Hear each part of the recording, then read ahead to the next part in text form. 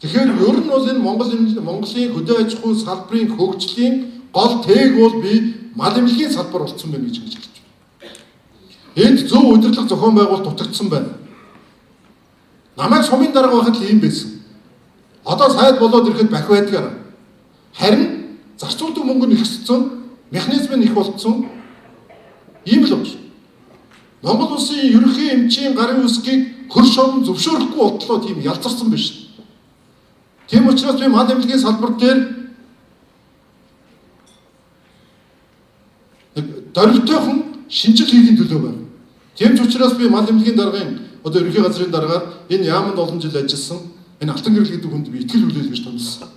Олон зүнтэй муудсан багтгүй. Гэхдээ энэний цаана энэ мал эмнэлгийг бид нэр өөрчлөхгүйгээр энэ өнөөдрийн ярьж байгаа бүх юм нурж унах юм байна гэдгийг би хараад байна. Евразийн хэлцээр явахгүй мал эмнэлэг юм байх юм бол энэ урд хүн далай руу бид нэр юу ч хийж чадахгүй. Энэ дотооддоо вакцины үлдэгдэлтэй эсхийг мэдэхгүй маха эдсээр байгаа л дуусна. Тийм учраас энэ мал эмнэлгийн тогтолцоог бид нэр өөрчилнө.